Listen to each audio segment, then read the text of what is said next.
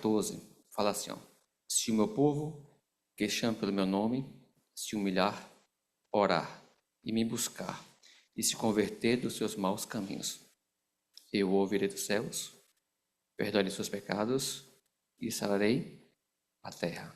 Quero te convidar, nesse momento, a falar com Deus. Feche seus olhos, onde quer que você esteja nesse momento. Maravilhoso Deus, muito obrigado, Senhor, pelo despertar dessa manhã. Muito obrigado, Senhor, pela vida e também pela proteção. Nos abençoe, Senhor, cada dia. Ó Pai, muito obrigado também porque estamos em um bom local, ouvindo, Senhor, a Tua palavra, meditando, Senhor, na Tua paz, com a Tua comunhão. Meu Deus, cuida, Senhor, de cada pastor. Cuida, Senhor, também das suas famílias, ó Pai. São, Senhor, muitas lutas, ó Deus, muitos desafios, muita correria, mas eu te peço, ó Deus, que o Senhor possa cuidar, guiar e abençoar cada ministro da palavra, ó Deus. Os abençoe, Senhor.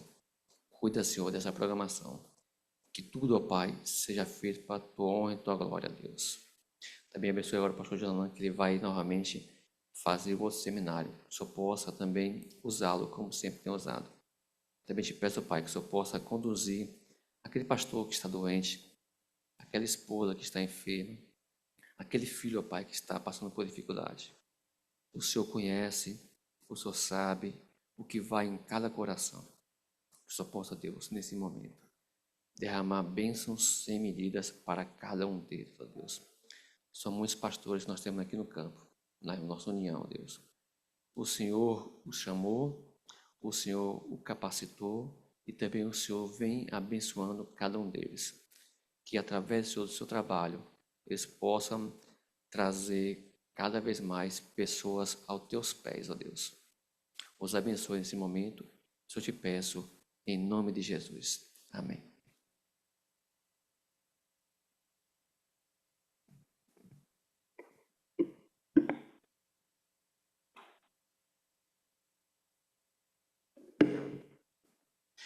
Amigos, vamos voltar aqui. Agora eu queria apresentar um seminário para vocês. E é um seminário que você vai ter o PowerPoint disponível e eu queria que, de alguma maneira, você, se possível, trabalhe esse tema com a tua igreja, com a tua liderança. É um tema, não sei se a melhor palavra é essa, mas é um tema que tem me preocupado. Não sei se essa é a melhor palavra, mas é um tema que eu tenho pensado muito sobre ele, que eu queria compartilhar com vocês e queria pedir que você, de alguma maneira, compartilhe com a sua igreja. Vamos lá.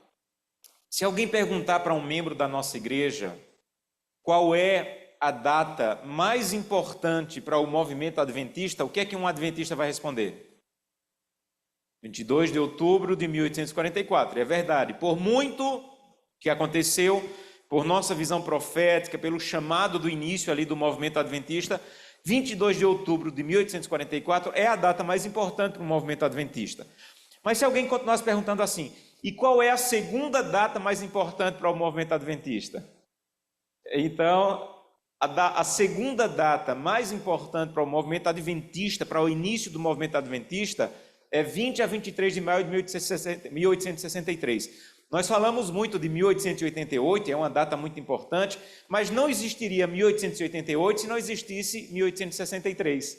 O que é 1863 para a igreja? É a data oficial de organização da Igreja Adventista do Sétimo Dia.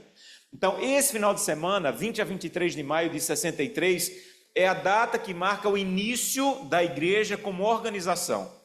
A pergunta que eu quero tentar responder com vocês é: por que essa data é tão importante para a gente? Por que a gente tem que pensar nessa data? Segundo, porque se o movimento adventista surgiu em 1844, por que a igreja demorou 19 anos para ser organizada? Veja, é muito tempo, 19 anos. Então, o movimento adventista surgiu em 1844, mas só 19 anos depois é que a igreja se organizou como Igreja Adventista do Sétimo Dia. Por que 19 anos depois? Eu vou começar com essa pergunta. Por que essa data é importante? Para responder essa pergunta, nós temos que entender o pensamento dos mileritas. Como é que os mileritas pensavam? Você vai lembrar que todos os nossos pioneiros, sem exceção, vieram do movimento milerita. Então eles passaram pela decepção de esperar Jesus voltar em 1844 e Jesus não voltou, e eles fazem parte daquele grupo que, no lugar de continuar marcando datas ou achar que foi um erro, eles disseram: a data está certa,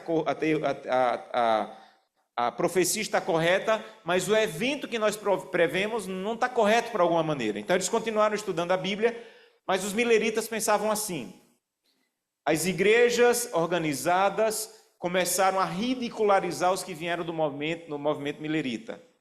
Eu tenho um livro na minha biblioteca de um historiador americano que fala só sobre o desapontamento. E tem várias capas de jornais nesse livro da época de Ellen White que ridicularizavam por semanas as pessoas que tinham esperado Jesus voltar. Eram taxadas como loucas, como burras, como ignorantes. E as igrejas cristãs que não entraram na ideia da volta de Jesus ou da profecia, essas sim começaram a ridicularizar. Então os pioneiros pensavam assim: para que fundar uma igreja se as igrejas estão nos expulsando? As igrejas começaram a expulsar os membros que vieram do movimento, que participaram do movimento milerita. Pastores que tinham dedicado a vida inteira a essas denominações, metodista, batista, conexão cristã, foram expulsos das igrejas. Então eles vieram para o movimento adventista e começaram a pensar: por que a gente vai fundar a igreja se a gente acabou de ser expulso de uma igreja? Segundo, como é que eles pensavam? Eles começaram a interpretar Apocalipse 14 e Apocalipse 18, que diz: caiu a grande Babilônia e saí dela povo meu. A interpretação era: Babilônia é a igreja mãe católica e filhas de Babilônia são as igrejas protestantes. Por que vamos fundar uma outra Babilônia? Se já estamos saindo das Babilônias, por que a gente vai fundar outra? Então, na cabeça deles, fundar igreja, organizar igreja é criar outra filha de Babilônia. Então, já estamos sendo expulsos das igrejas. E temos na Bíblia a evidência de que Babilônia são essas igrejas. Por que fundar uma nova Babilônia? Para você ter ideia, um dos nossos pioneiros, George Storrs, ele disse assim: nenhuma igreja pode ser organizada por invenção humana sem tornar-se Babilônia no momento exato em que for organizada. Então, organizou a igreja, virou Babilônia. Não vamos organizar a igreja, porque a igreja organizada é Babilônia. E assim, os nossos pioneiros, eles continuaram. Se puder me ajudar, não estou conseguindo passar aqui. Assim, os nossos pioneiros continuaram guardando o sábado de 1845 a 1850, sem nome, sem organização e sem credo oficial. Eles se referiam a si mesmos como o pequeno rebanho, as ovelhas espalhadas, o remanescente, os santos ou os amigos. Mas não tinha nome, não tinha credo, não tinha organização, e eles continuaram de 1845 a 1850 dessa maneira. Mas entre 1850, a igreja começou a viver um crescimento explosivo. Nunca a nossa igreja cresceu tanto percentualmente como cresceu nesse período. Para você ter ideia, a igreja em 1850 tinha uma média de 200 membros e ela passou a ter 3 mil membros a partir de 1850 e a partir daí ela começou a crescer 30% ao ano. Então imagina crescer 30% ao ano. A igreja começou a ter um crescimento explosivo nesse período e aí começaram a vir dissensões ou divisões no arraial. Primeiro foram dissensões e heresias. Começaram a vir para a igreja dissensões e heresias. Muitas delas ligadas à rejeição do dom profético, outras ligadas à rejeição dos princípios de saúde, outras ligadas a assuntos teológicos, porque já que a igreja não tinha um credo oficial, cada um cria no que queria. Cada um pregava o que queria, cada um ensinava o que queria, porque a igreja não tinha um credo oficial. Segundo, a igreja começou a ter problema com as propriedades que eles começaram a comprar. Então não tinha nome, a igreja não tinha nome, não tinha organização, mas já tinha uma publicadora e já tinha escola e um sanatório. Mas como não tinha organização, a escola ficava no nome do diretor, o sanatório ficava no nome do médico, a casa publicadora estava no nome de Tiago White. Se Tiago White morresse, de vez em quando ele quase morria, ia para o governo, porque os filhos eram pequenos. Então, se Tiago White morresse, aquilo que eles compraram com tanto custo iria para o governo. E ele pedia muito que a igreja fosse organizada, para tirar a casa publicadora do nome dele e colocar no nome da igreja. Para você ter ideia, os irmãos do Michigan compraram 30 tendas para fazer evangelismo. E um grupo da Igreja Batista, como não tinha dono, como não era de ninguém, levaram as tendas e começaram a usar para eles. Porque não tinha dono, não tinha igreja, era de todo mundo, e levaram, e a igreja perdeu essas tendas que compraram com muito sacrifício. E outro problema era a manutenção dos ministros. Já que não tem igreja organizada, então não tem como pagar pastor, não tem como organizar. O Andrews, ele quase ficou cego, porque durante o dia ele trabalhava na mercearia de um tio, e à noite ele passava a noite inteira escrevendo para os periódicos da igreja. E ele escrevia à luz ali de lamparina, e aquela fumaça quase tirou a visão do Andrews. E ele tinha que manter a família e trabalhar, e à noite pregar ou escrever. Havia um pioneiro, Lothbury, que ele trabalhava 6 meses no campo, colhia e passava 6 meses fazendo evangelismo. Mas um ano ele perdeu a colheita inteira por causa de uma geada e passou os outros 6 meses passando fome com a família, porque queria pregar, mas não tinha como manter a família. E a igreja começou a ter problemas de como é que nós vamos manter aquelas pessoas que realmente querem ser pastores. E aí a igreja resolveu se reunir. E eles se reuniram em 1860 e tomaram alguns votos. Os principais votos são esses 3. Eles escolheram o nome da igreja adventista. E disseram assim, olha, o nome vai ser Igreja de Deus. E alguém disse assim, olha, esse é um nome muito pretensioso, Igreja de Deus. E um irmão chamado David disse, eu sugiro que o nome seja Adventista do Sétimo Dia. E toda a comissão ali aprovou e escolheu o nome da Igreja Adventista do Sétimo Dia. Segundo voto, eles transformaram a igreja numa pessoa jurídica. E agora podia tirar a publicadora e as outras coisas do nome das pessoas e colocar no nome da igreja. E aí foi nesse momento que tiraram a publicadora do nome de Tiago White e colocaram como casa publicadora da Igreja Adventista do Sétimo Dia.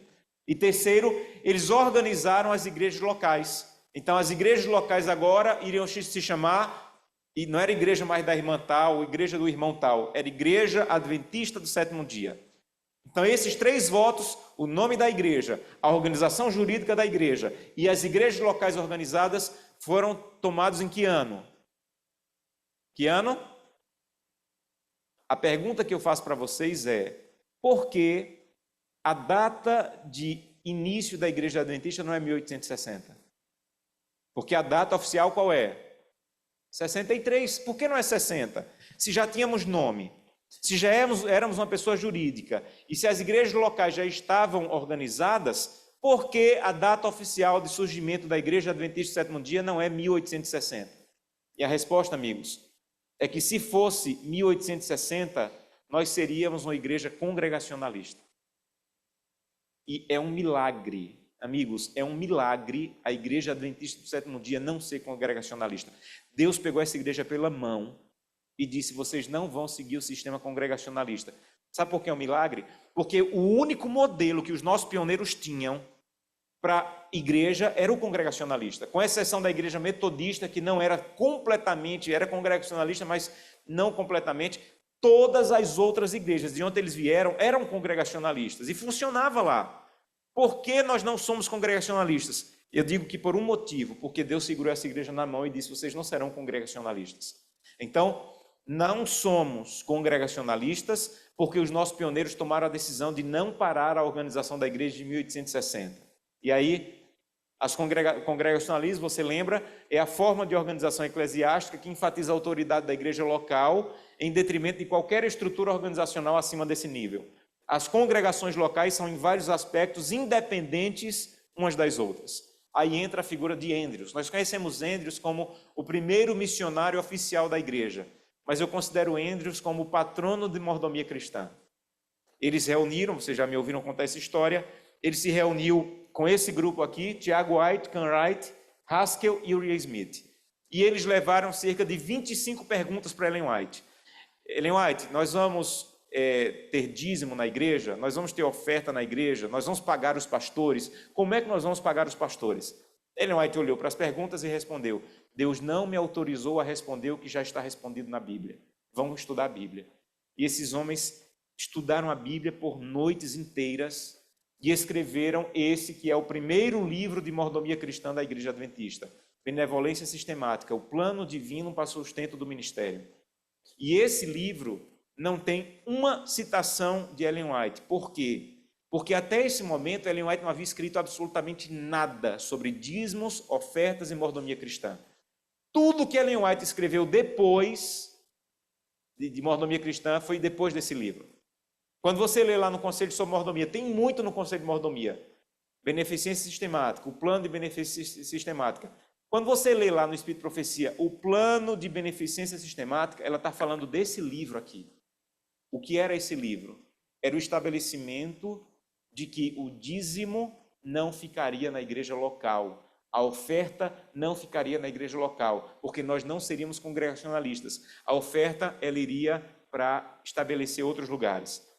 Desse livro, eu tiro essa citação aqui. Essa citação é do livro, desse livro que eu mostrei anteriormente. Olha o que eles escreveram. Achamos necessário nos separar de muitos dos costumes e práticas das igrejas ao nosso redor. Isso é especialmente verdade em relação à maneira de apoiar o evangelho. Rejeitamos o modo moderno de fazer isso.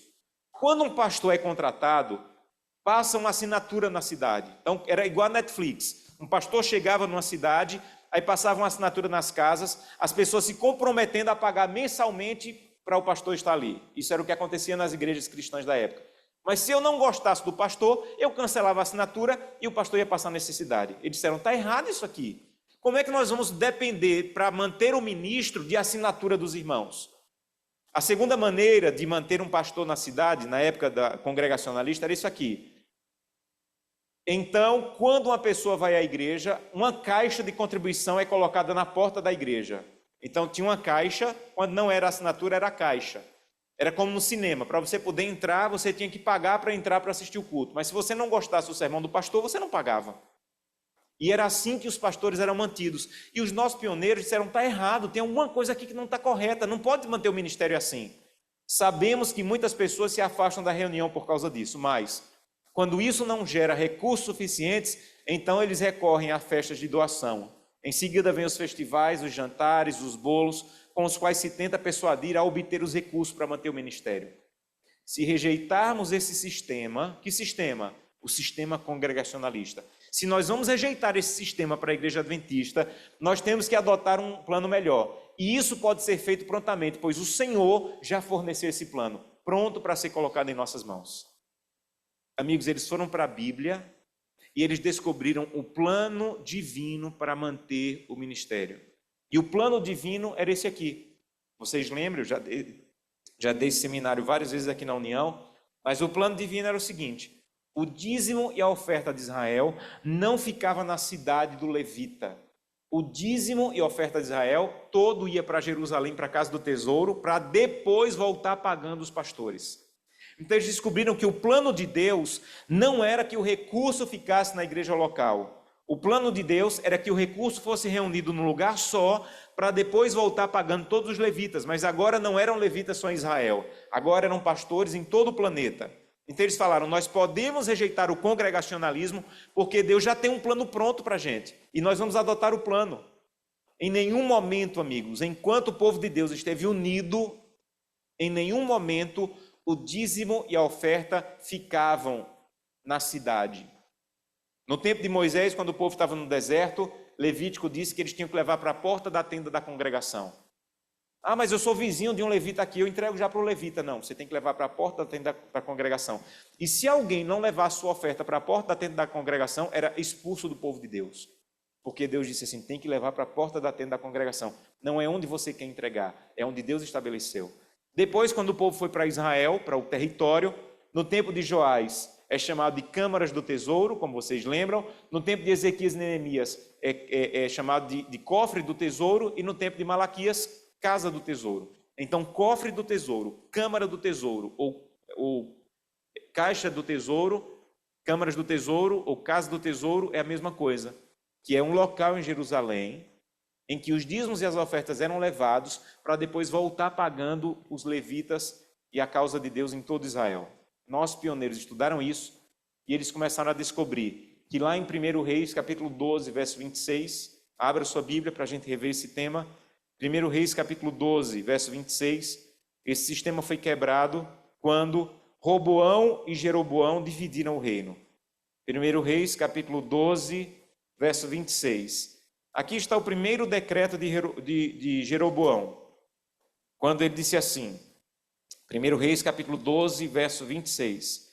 Disse Jeroboão consigo, agora tornará o reino para a casa de Davi, se este povo subir para levar sacrifício na casa do Senhor que fica em Jerusalém.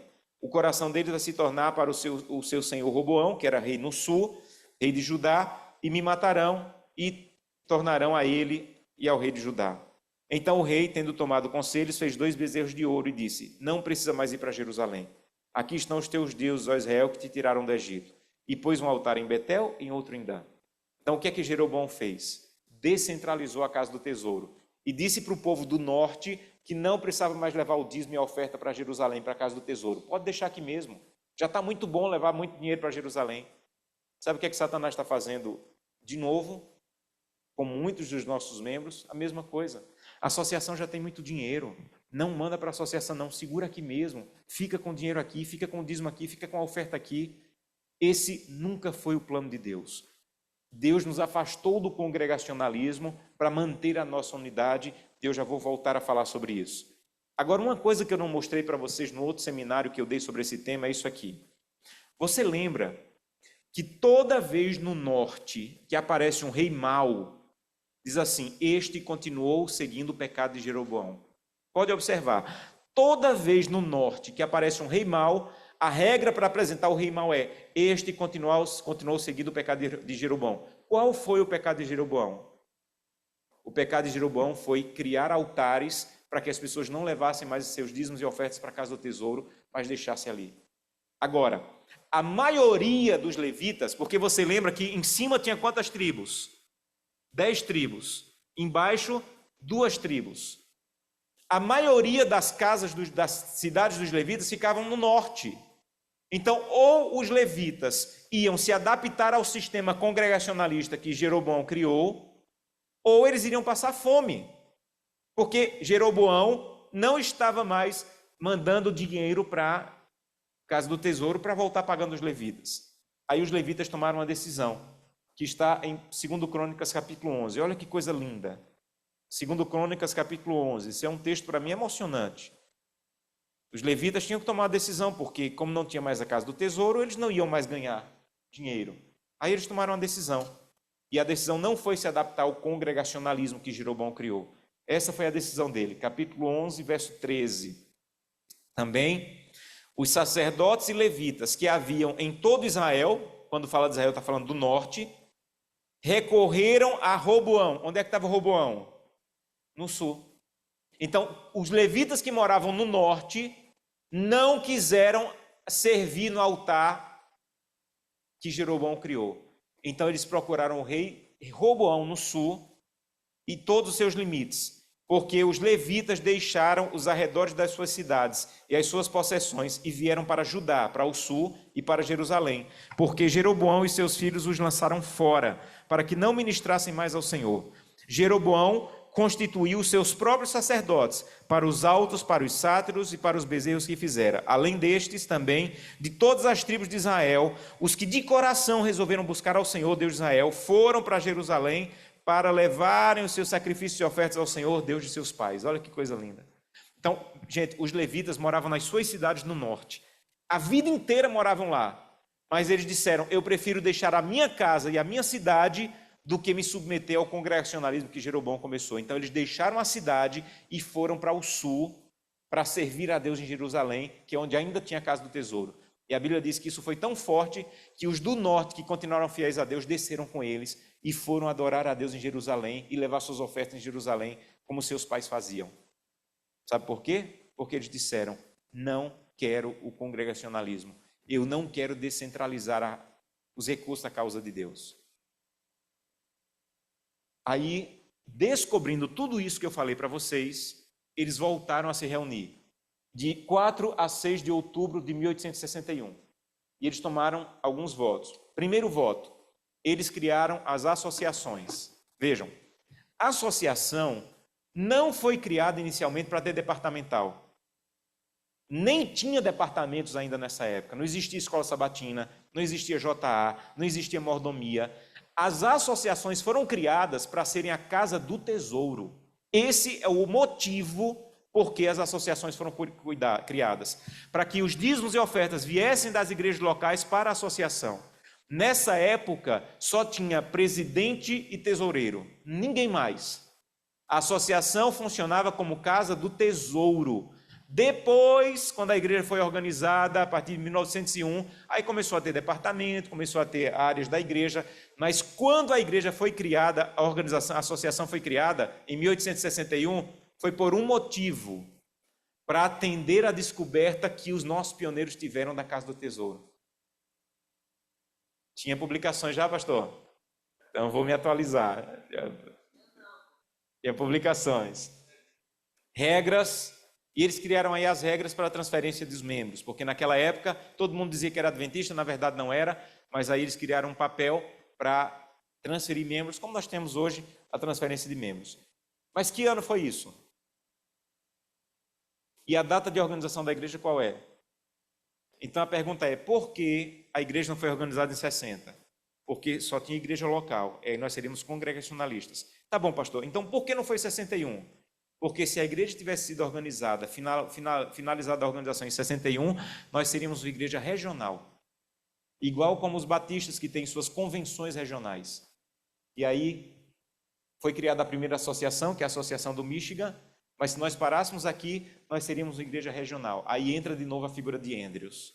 Andrews disse assim, seremos lançados em um estado de confusão toda vez que houver necessidade especial de ação conjunta.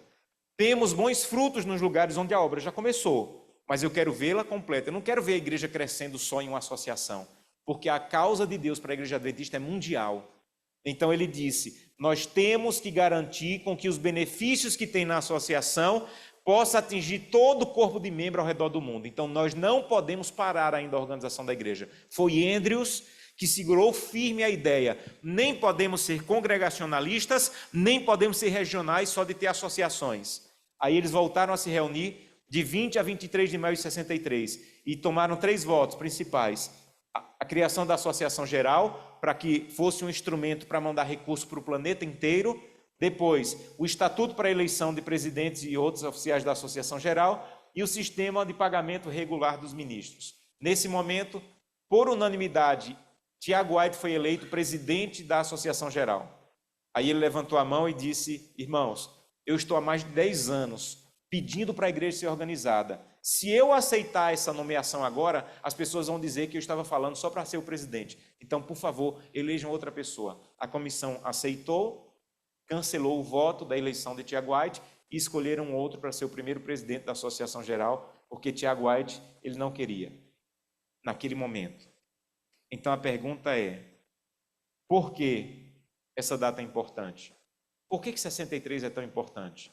Primeiro, porque nossa estrutura administrativa, pastores, surgiu de um profundo estudo bíblico sobre eclesiologia. Nós não surgimos da convenção da cabeça de um pastor, de um presidente ou de um líder. A nossa maneira de ser igreja tem uma forte base bíblica, por isso não somos congregacionalistas. Segundo, Ellen White diz assim, ninguém acaricia o pensamento de que podemos dispensar a organização. A construção dessa estrutura que temos hoje custou-nos muito estudo e orações, em que rogávamos sabedoria e as quais sabemos que Deus ouviu. Nenhum de nossos irmãos esteja tão iludido que tente destruí-la, pois acarretaria assim um estado de coisas que nem é possível imaginar. Em nome do Senhor, declaro-vos que a organização há de ser firmemente estabelecida, robustecida e consolidada. Não tente destruir a maneira como Deus organizou essa igreja, porque foi fruto de muita oração e muito estudo bíblico. Segundo, por que 63 é importante? Porque Deus conduziu essa organização em oposição ao quê? Ao congregacionalismo. Então, o congregacionalismo, ele é muito atraente. E, infelizmente, tem muito pastor flertando com o congregacionalismo. Tem muitos líderes de vocês, anciãos, flertando com o congregacionalismo. E eu já vou explicar o perigo disso. A organização, terceiro, tem um papel importante para Deus e irá permanecer até os últimos momentos dessa terra. Outro dia eu conversei com o pastor Demóstenes, e eu converso muito com o pastor Demóstenes. O pastor Demóstenes é um pai espiritual para mim. E eu estava aflito com algumas coisas que eu estava vendo na igreja, que eu não concordo com a organização, que eu não sou cego, gente. Eu vejo coisas que eu não queria ver, eu vejo coisas que me decepcionam, eu faço coisas que ia decepcionar muita gente. Aí um dia eu falei, mas pastor, está acontecendo tanta coisa que eu não estou concordando na organização. Aí ele me disse assim, Josanã, deixa eu te explicar.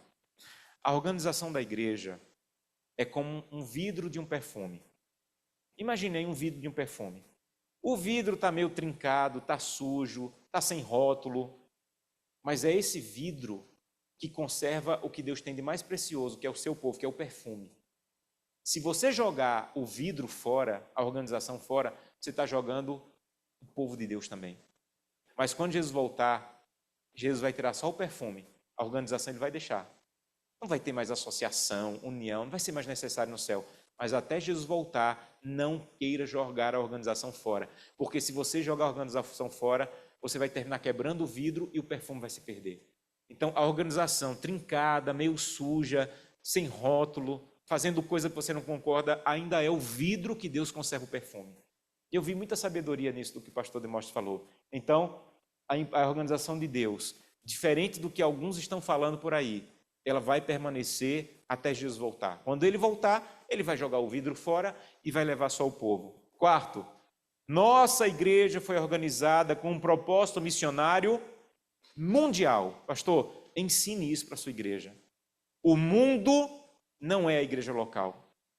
Então, quando eu digo assim, eu vou pegar a minha oferta e vou direcionar para o ar-condicionado da minha igreja, o que ele está dizendo é, o ar-condicionado da minha igreja é mais importante do que a proclamação ao redor do mundo. E não é. Profeticamente, nós não somos chamados para ter a igreja mais bonita da cidade. Nós somos chamados para ter a igreja mais presente no planeta. E isso é completamente diferente. Não há nenhum problema ter a igreja mais bonita da cidade. Não me entendam mal. Desde que, para ter a igreja mais bonita da cidade, eu não desvio os dízimos e ofertas que deveriam para as missões para ficar só para a minha construção. Porque Deus não tem uma igreja local. Deus tem uma família dividida no mundo inteiro. Vocês já me viram apresentando isso aqui, me emociona muito. Eu pedi à CPB a capa e a contracapa da lição dos últimos 10 anos. A CPB me enviou tudo. E eu olhei lição por lição. Para onde foi só... Vocês lembram que de R$100 que você entrega de oferta, 60 fica na igreja local e 20 vai para a associação geral. Desses 20 que vai para a associação geral, 14% é só para os projetos da contracapa da lição. Deu para entender? Dos 20% que vai para a associação geral, dos 20%, 14 desses 20 vai para o projeto da contracapa da lição. Aí eu fui olhar lição por lição dos últimos 10 anos, para onde essa oferta foi. E eu descobri que nos últimos 10 anos, se você é pactuante há 10 anos, a sua oferta já foi em 154 países. Não tem uma igreja congregacionalista que já foi em 154 países, nenhuma. Você vê essas igrejas aí congregacionalistas, e aí o pastor está dizendo, nós temos 10 missionários na África, estão fazendo um trabalho lindo na China. Só que o mundo não é só África e China. Só o nosso sistema não congregacionalista é capaz de fazer com que a igreja inteira vá para 154 países através do sistema não congregacionalista. Então, uma igreja congregacionalista pode ser a maior da cidade, mas não é a mais presente no planeta. E o nosso chamado não é para ser a igreja mais bonita da cidade, é para ser a igreja mais presente no planeta. E nós precisamos falar isso com a igreja. Então, não é só uma questão de mandar o dízimo para a associação ou não, de mandar a oferta para o caixa da igreja ou não. É uma questão de visão profética, histórica, adventista, de que nós não somos congregacionalistas porque temos uma missão mundial a cumprir.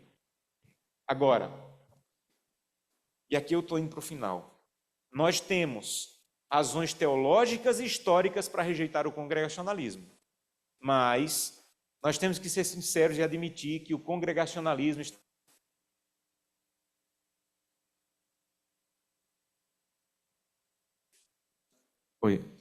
Nós temos que admitir que o congregacionalismo, pastores, está batendo a nossa porta. Esses dias um pastor me ligou porque 2 famílias no distrito dele, em algum lugar aí do Brasil, foram passar férias na Europa. e foram lá para a Alemanha e voltaram dizendo, pastor, a associação está nos enganando. Porque na igreja que nós frequentamos lá na Alemanha, eles já não mandam o dízimo para a associação, eles ficam todos na igreja local. Por que a gente ainda manda para a associação? Não vai mandar não, vamos fazer igual a eles lá. Amigos, o congregacionalismo está batendo à nossa porta. Eu não sou profeta nem filho de profeta, mas eu creio que nos próximos 5 anos aqui na América do Sul, nós vamos receber uma enxurrada de ideias congregacionalistas e nós temos que estar preparados para elas. E essa ideia do congregacionalismo não é só de não mandar, quando na cabeça do inimigo, gente, na cabeça do irmão é só assim, é não mandar o dízimo e a oferta para a associação. A cabeça do irmão é isso. Mas na cabeça do inimigo é doutrina, é a visão bíblica sobre sexualidade, é a visão bíblica sobre estilo de vida. Porque onde passa o congregacionalismo financeiro, passa o congregacionalismo teológico. De a igreja local pensar teologicamente independente da igreja como organização. Olha para qualquer lugar do planeta onde a igreja adventista não está bem. Qualquer lugar do planeta onde a igreja adventista não está bem. Sabe o que é que esses lugares têm em comum? Abraçaram o congregacionalismo em grande medida. A igreja já não manda o recurso todo, já fica com a parte do recurso, já não envia tudo para a associação. Porque o que Jeroboão fez? Jeroboão disse assim, não leve mais os dízimos para a casa do tesouro em Jerusalém. Mas o que foi que entrou depois?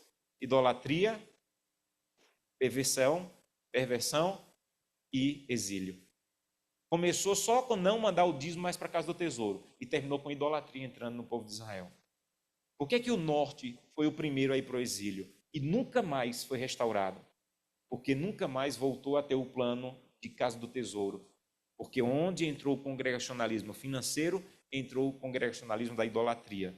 E o povo do norte se perdeu e nunca mais voltou a ser um povo unificado.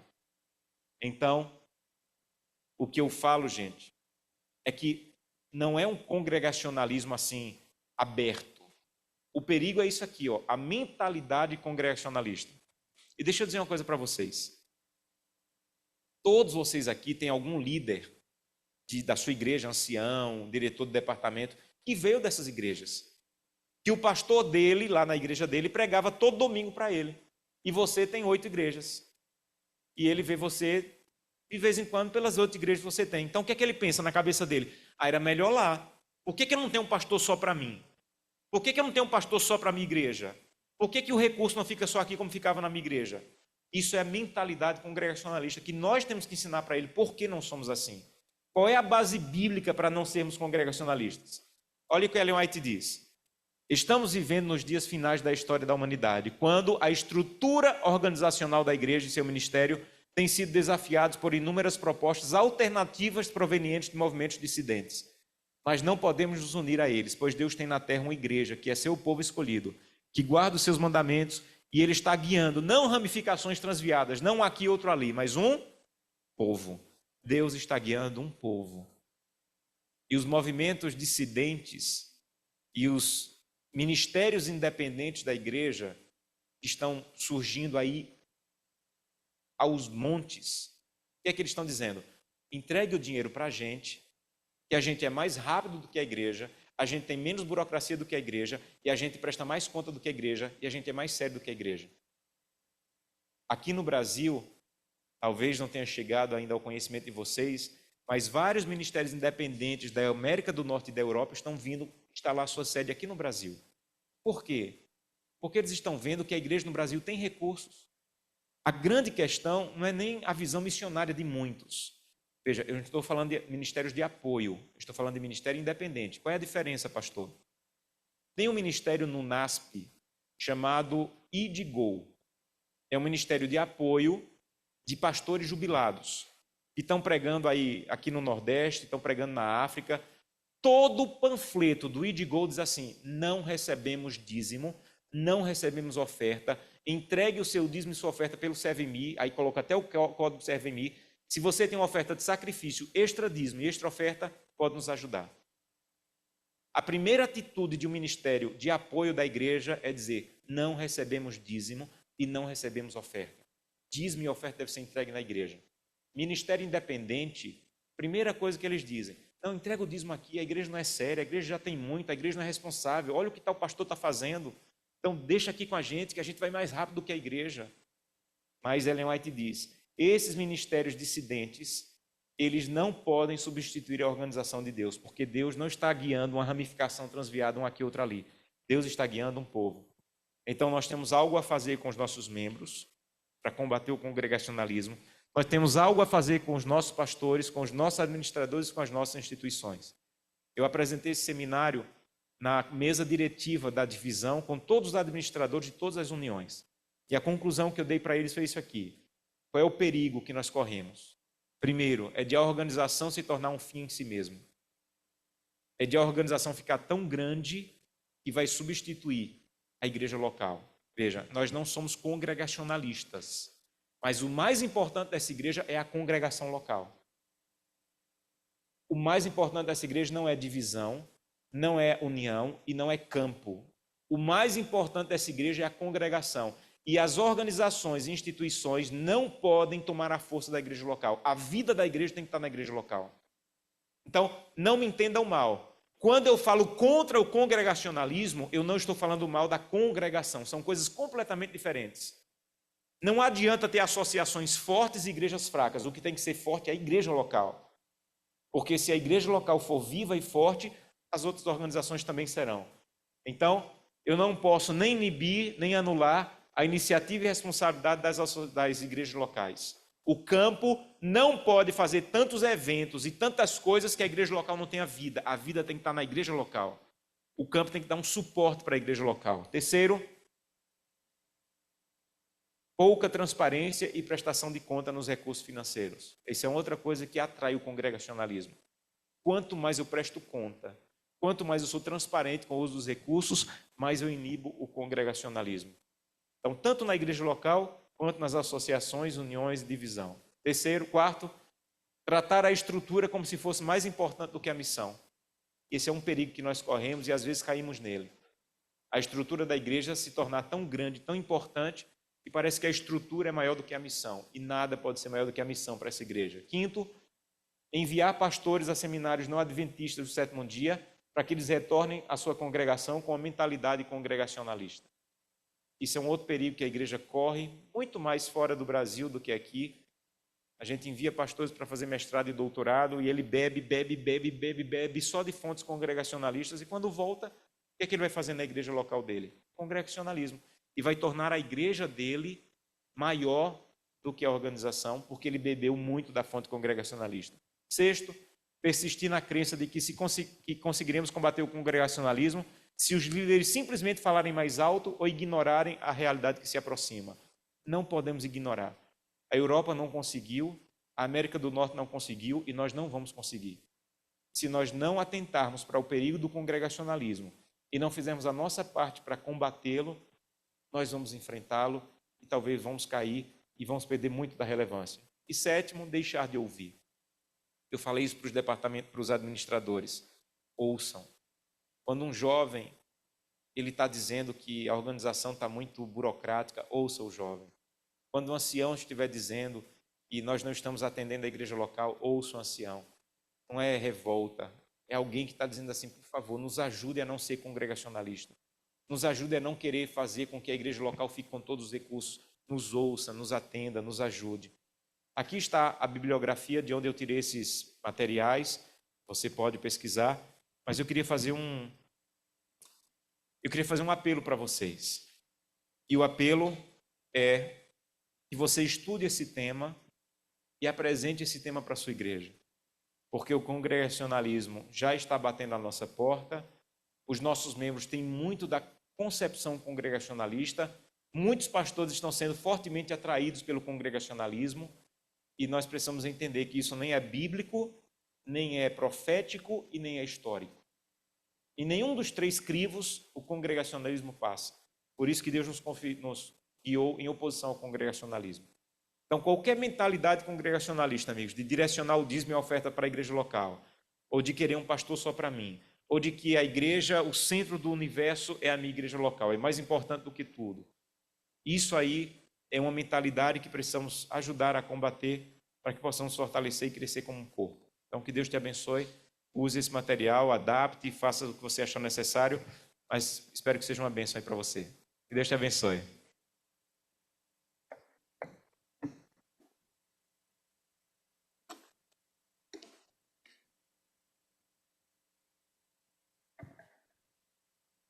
Muito obrigado, pastor Josanã, pela mensagem poderosa, pela instrução passada aos pastores da União Leste Brasileira.